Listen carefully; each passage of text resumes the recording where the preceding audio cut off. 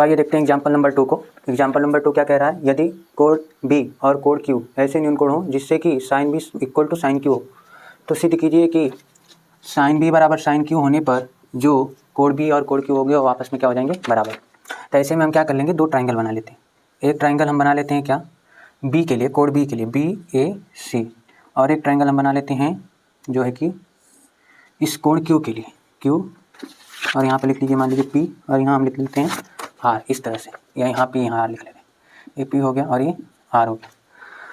अब हमें क्या दिया है, हमें जो दिया है ज्ञात है क्या ज्ञात है कि sine B equal to sine Q ना। तो लिखेंगे साइन बी की वैल्यू निकालेंगे। पहले हमें ये दिया है sine B equal to sine Q, तो हम साइन बी की वैल्यू देखते हैं। तो बी के लिए ये वाला एंगल लेंगे। अब अगर इसको हम ले लेते हैं तो ये क्या हो जाता है, लंब, और ये हो जाता है कर्ण। तो साइन के लिए हमें लंब और कर्ण चाहिए होते हैं। तो लंब हो गया हमारा ए सी और कर्ण हो गया हमारा कितना, बी सी।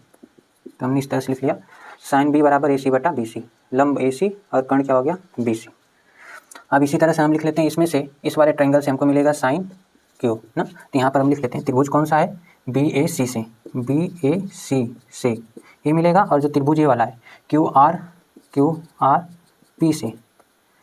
पी से हमें साइन क्यू मिलेगा। तो इसको क्यू का एंगल ले रहे हैं हम, यहाँ पर एंगल कौन सा ले रहे हैं, क्यू एंगल है। तो ये हो जाएगा हमारा इसके सामने क्या, लंब, और ये हो जाएगा कर्ण। हमें साइन लिखना है तो लंब बटा कर्ण लिखेंगे। तो लंब हो गया हमारा कितना, पी आर, कर्ण कितना हो गया, क्यू पी, ये दो हो गए। अब इसमें हम यहाँ पर लिखें जो कंडीशन दी है, sine B equal to sine Q, तो साइन बी की वैल्यू कितनी आ रही है, साइन बी की वैल्यू आ रही है ए सी बटा के बी सी बराबर, और साइन क्यू की वैल्यू कितनी आ रही है, पी आर बटा क्यू। तो साइन क्यू की जगह हम क्या रखेंगे, पी आर बटा क्यू पी। ठीक है, देखिए हमें क्या दिया था, कोड बी और कोड ए दो न्यून कोड है जिसमें साइन बी साइन क्यू के बराबर है। तो हमने दोनों कोडों के लिए बी और क्यू, बी के लिए भी हमने एक ट्रायंगल बना लिया और किसके लिए, क्यू के लिए भी एक ट्रायंगल बना लिया। अभी जो बी के लिए हमने ट्रायंगल बनाया तो बी के सामने लंब हो जाएगा, कर्ण हो जाएगा। तो हमने लिखा साइन बी, हमें ज्ञात है ये चीज़ कि साइन बी साइन क्यू के बराबर है, तो हम साइन बी निकालेंगे। तो साइन बी, तो इसके बी के सामने लंब हो गया, तो लंब ए सी और कर्ण लिखेंगे बटे में बी सी। उसी तरह हमने इस वाले ट्रायंगल में लिया, क्यू वाले कोण के ट्रायंगल में लिया, तो साइन क्यू इक्वल टू क्या लिख देंगे, क्यू के सामने लंब है पी आर और ये क्या है, क्यू पी। अच्छा, तो हमारे पास जो दिया था उसके हिसाब से अगर हम चलें तो साइन बी को हमने लिख लिया ए सी बटा बी सी, और साइन क्यू को हमने लिख लिया पी आर बटा पी क्यू। अब ये दो अनुपात हैं जो कि क्या है, इसको हम इस तरह से लिख सकते हैं। अब देखिए इसमें हमें ना इसको प्रूव करने के लिए हम समरूप कौन सा कंसेप्ट लगाएंगे, तो कंसेप्ट लगाएंगे समरूप त्रिभुज का कंसेप्ट लगेगा यहाँ पर।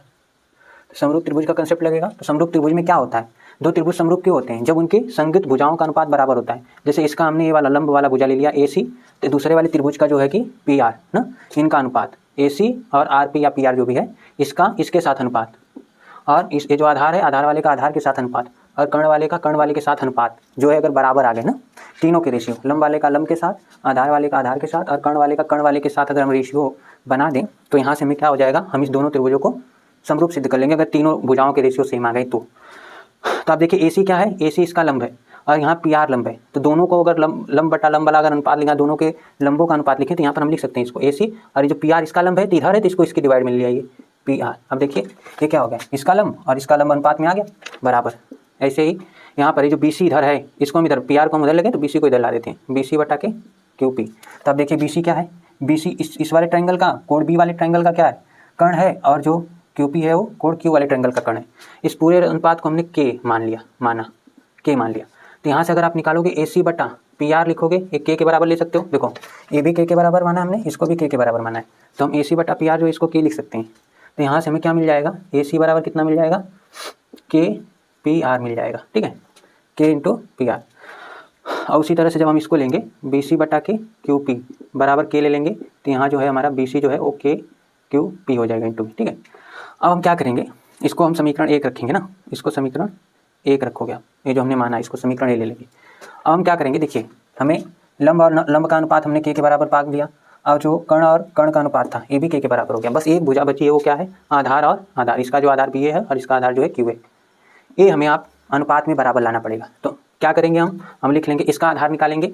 तो ठीक है, पाइथागोरस प्रमेय से, पाइथागोरस प्रमेय लगाएंगे आधार निकालने के। ठीक है, तो जो बी ए होगा, बी ए जो होगा वो क्या हो जाएगा, रूट में बी ए किसके बराबर हो जाएगा, कर्ण के वर्ग में से ना। तो कर्ण क्या है, बी सी, इसके वर्ग में से आप माइनस कर दोगे लंब का वर्ग, तो माइनस का ए सी का वर्ग, ये बताया गया है। फिर इसी तरह से अब हम क्या निकाल लेते हैं, इसका आधार निकालते हैं क्यू आर। तो वो क्या हो जाएगा, क्यू आर कैसे निकालेगा, क्यू पी का वर्ग माइनस का क्यू आर निकाल लेना, क्यू आर तो क्यू पी का वर्ग माइनस का पी आर का वर्ग, ऐसे आप लिख दोगे। ठीक है। अब इन दोनों को डिवाइड कर लीजिए, दोनों का अनुपात चाहिए हमने। लंब वाला अनुपात है, ये लंब वाली भुजाओं का अनुपात है, एक कर्ण वाली भुजाओं का अनुपात है, और दोनों बराबर हैं इस समय, दोनों इस समय बराबर, बस आधार वाले को इनके बराबर दिखाना है। तो अब यहाँ पर हम आधार वाले को, ये आप कॉपी पे नहीं लिखोगे, बस आपके समझने के लिए कि किया क्या जा रहा है। आधार वाले का अनुपात हम लिखते हैं, तो बी ए बटा के हम क्यू आर लिखते हैं, ठीक है। तो बी ए की वैल्यू रखिए, बी ए की वैल्यू कितनी आई है, बी सी का स्क्वायर माइनस ए सी का स्क्वायर, और जो क्यू आर है इसकी वैल्यू कितनी आई है, क्यू पी का स्क्वायर माइनस पी आर का स्क्वायर। वैल्यू रखते हैं यहाँ पर। देखो यहाँ पर हमें बी सी पता है, बी सी कितना है, के क्यू पी है ना, तो के इंटू क्यू पी का स्क्वायर करेंगे तो के का भी स्क्वायर हो जाएगा, क्यू पी का स्क्वायर भी होगा, माइनस ए सी। ए सी कहाँ है भाई, ए सी देख रहे हो आप, यहाँ पर है, ए सी बराबर के पी आर है, तो यहाँ पर ए सी का स्क्वायर दिख रहा है, तो के ए सी का स्क्वायर है तो के पी आर का स्क्वायर हो जाएगा, तो के का स्क्वायर के, और पी आर का स्क्वायर क्या हो जाएगा, पी आर स्क्वायर। नीचे क्या है, क्यू पी स्क्वायर माइनस का पी आर का स्क्वायर। यहाँ पर देखते हैं आप, तो यहाँ से हम लिख सकते हैं कि बी ए और बटा के क्यू आर जो है, ठीक है। यहाँ से आप के स्क्वायर कॉमन निकाल लीजिए बाहर, तो यहाँ भी के स्क्वायर है, यहाँ भी के स्क्वायर, आप देख पा रहे हो यहाँ भी के स्क्वायर और यहाँ भी के स्क्वायर, तो के स्क्वायर हम क्या कर लेते हैं कॉमन, तो के स्क्वायर करड़ी से बाहर आएगा तो के आएगा, क्योंकि करड़ी में के स्क्वायर तो बाहर के हो जाएगा, और अंदर बचा क्या है, क्यू पी का स्क्वायर माइनस का, यहाँ बचा है पी आर का square divided by Q P का स्क्वायर माइनस पी आर का स्क्वायर, पूरा कैंसिल हो जाएगा इससे, ठीक है। तो यहाँ से हमें क्या मिल गया कि जो बी ए है और बटा के क्यू आर है ये के बराबर हो गया। इसको आप इक्वेशन 2 कहिए। तो आप ध्यान से देखिए, जो समीकरण हमने एक लिखा है उसमें ए सी बटा पी आर बराबर है बी सी बटा क्यू आर के, ये दोनों के बराबर है। आप देख पा रहे हो कि दोनों किसके बराबर हैं, ये दोनों के बराबर है, और ये भी किसके बराबर है, के। तो इसीलिए हम कह सकते हैं क्या, समीकरण 1 व समीकरण 2 से क्या कह सकते हैं। देखिए समीकरण 1 ये दिख रहा है, इसका जो दाहिना पक्ष एकदम दाहिना पक्ष, वो दोनों ना, इसका दाहिना पक्ष और इस दूसरे वाले का भी दाहिना पक्ष, दोनों के है, तो इसके बाकी लेफ्ट के जितने भी पार्ट होंगे ना, इस के इधर के लेफ्ट के और इस के लेफ्ट के इधर के, दोनों बराबर होंगे। तो यहाँ के का लेफ्ट क्या है, ए सी बटा पी आर बराबर बी सी बटा के क्यू पी बराबर बी ए बटा के क्यू आर। तो अब आप देख रहे होगे कि ए सी क्या, ध्यान से देखना, तो ए सी इस वाले का लंब है, इस वाले का लंब है ए सी, और इसके बटे में पी आर इस दूसरे त्रिभुज का लंब है। तो लंब और लंब का अनुपात हमने लिख लिया। संगत भुजाओं का अनुपात हमें बराबर दिखाना होता है समरूप के लिए, तो यहाँ लंब की संगत ए वाली लंब होगी, ए सी का संगत क्या हो जाएगा, पी आर। अच्छा बी सी क्या है, बी सी इसका कर्ण है, तो यहाँ पर हम 2 टिक बना दे रहे हैं, बी सी इसका कर्ण है, तो आप देख रहे होगे यहाँ बटे में बी सी के बटे में क्या है, क्यू पी, तो क्यू पी किसका कर्ण है, क्यू पी इसका कर्ण है। तो आप देख रहे होगे कि दोनों साइड भी क्या है, कर्ण वाली जो है इनकी संगत भुजाएं भी क्या है, दोनों त्रिभुज की जो कर्ण वाली संगत भुजाएं वो भी अनुपात में क्या है, बराबर।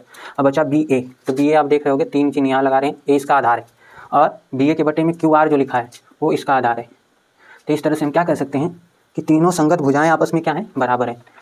तो एक प्रमेय होती है, यहाँ पर कहाँ लिखा जाए इसको, जगह ही नहीं बच गई, चलो ये नीचे लिखते हैं, यहीं पे ना, यहाँ पे लिखते हैं इस चीज़ को, लेकिन यहाँ लिखेंगे तो कन्फ्यूजन हो सकती है, यहीं पे लिख दे रहे हैं मिटा के, ठीक है। क्या लिख सकते हैं, अतः त्रिभुज क्या हो जाएंगे, पहला त्रिभुज क्या है, बी ए सी, ये समरूप होगा त्रिभुज किसके, क्यू आर पी के, ना त्रिभुज इतना इतना समरूप हो गए, तो समरूपता के नियम से, समरूपता के नियम से। अब देखो जब संगत भुजाओं के अनुपात बराबर आते हैं तो त्रिभुज समरूप हो जाते हैं, जब त्रिभुज समरूप होते हैं तो उनकी संगत कोण भी आपस में बराबर हो जाते हैं। मतलब ये वाला आप कोण देख रहे हो तो ये इसके बराबर हो जाएगा, और ये वाला इसके बराबर हो जाएगा, और ये वाला इसके बराबर हो जाएगा। तो हमें यही तो दिखाना था कि जो कोण बी होगा वो कोण क्यू के बराबर होगा, तथा समरूपता के नियम से हम कह सकते हैं कोण बी इक्वल टू कोण क्यू। तो इस तरह से इस सवाल को हम करेंगे। इस सवाल समरूपता के आधार पर सिद्ध की जाएगी। 2 कोण दिए हैं, दोनों कोणों के लिए अलग अलग ट्रायंगल बनाएंगे, फिर जो रेशियो हमको त्रिकोणमितीय अनुपात का दिया है उनके मान निकाल करके, और क्या करेंगे हम उनके मान निकाल करके, अभी दोनों रेशियो बराबर दिए हैं तो उनके मानों को बराबर रखेंगे, फिर हम सेम साइड की संगत भुजाओं का अनुपात बनाएंगे। तो यहाँ पर जो भी एक्सचेंज करना होगा, जैसे यहाँ लंब इसका है तो इसका लंब लिखना पड़ेगा बटे में ना, इधर कर्ण कर्ण लिख रहे हैं तो दोनों साइड इसके इस ट्रायंगल का भी कर्ण आना चाहिए, इसका भी कर्ण आना चाहिए, इसको के मानेंगे, फिर सॉल्व करेंगे, इस तरह से पूरा प्रोसेस होगा। तो ये है ये सवाल जो है समरूपता के आधार पर सिद्ध की जाएगी।